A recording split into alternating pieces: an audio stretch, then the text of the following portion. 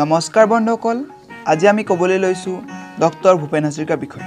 বন্ধুসকল, যদি মোৰ চেনেলটিলৈ নতুন আহিছে তেন্তে ছাবস্ক্ৰাইব কৰি কাষতে থকা বেল আইকনটি বজাই দিব আগলৈ নতুন নতুন ভিডিঅ'ৰ আপডেট পাই থাকিবৰ বাবে। তেনেহ'লে আহক বন্ধুসকল, ভিডিঅ'টি আৰম্ভ কৰোঁ।